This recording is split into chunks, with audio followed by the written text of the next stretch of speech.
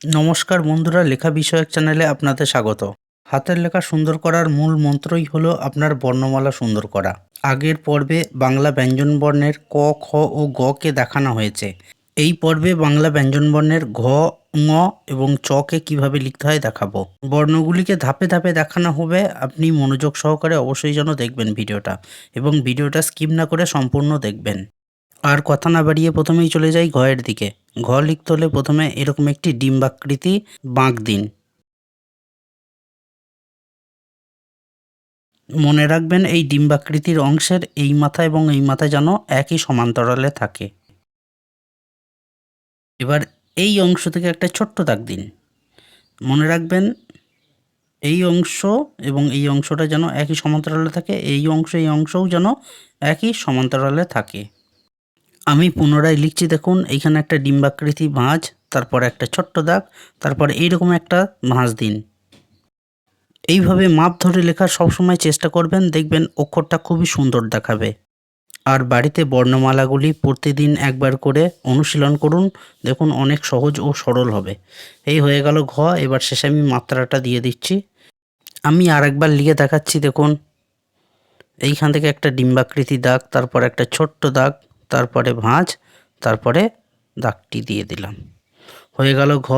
এরপরে আমরা দেখাবো ঙ। ঙটা কীভাবে দেখাবো দেখুন, প্রথমে একটি অর্ধবৃত্তাকার গোল দাগ দিন, তারপরে এইখান থেকে ভালো করে লক্ষ্য করুন, এইখান থেকে অর্ধবৃত্তাকার গোল দাগ দিলাম, তারপরে এই অর্ধেক অংশ পর্যন্ত নিন।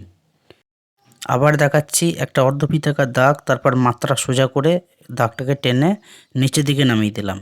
আবার দেখুন এইখান থেকে অর্ধবৃত্তাকার দাগ, তারপরে নিচের দিকে টানলাম। এইখানে একটা জিনিস লক্ষ্য করুন, এই দুটো দাগের মাঝখানে দেখুন এই অংশটা পড়ছে, অর্থাৎ দুটো রেখার মধ্যবর্তী অংশ এত দূর পর্যন্ত। ওটার মাঝের দাগটি ঠিক এই দুই দাগের মধ্যবর্তী অংশ পর্যন্ত টানতে হবে। আবার দেখাই, দেখুন ঠিক এত দূর পর্যন্ত দিয়ে আবার ঘুরে যাবে। এই দিকটা দেখুন এই অংশ যেন সমান থাকে। আমি আবার একবার দেখাচ্ছি, দেখুন এইখান থেকে নিয়ে সোজা টেনে ঘুরে এত দূর পর্যন্ত এলো। কত দূর? এই মাঝের রেখা অংশ পর্যন্ত। পুনরায় আরেকবার দেখাচ্ছি, দেখুন এইখান থেকে অর্ধবৃত্তাকার দাগ, তারপর নিচের দিকে নামলো, তারপর এই দিকে গেল, তারপর সোজা নিচের দিকে নেমে একবারে ওপর দিকে যাবে। একটা জিনিস মনে রাখবেন, এই যে মাত্রার ওপরের অংশের সঙ্গে এই উঁয়ের এই ল্যাজটা কিন্তু লেগে থাকবে না, এটা কিন্তু খুব গুরুত্বপূর্ণ। এবার আমরা শিখব চ।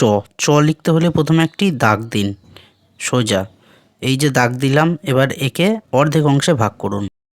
এবার এইখান থেকে একটা সোজা দাগ টেনে ঠিক অর্ধেক অংশের ওপর অংশ পর্যন্ত টেনে নিন।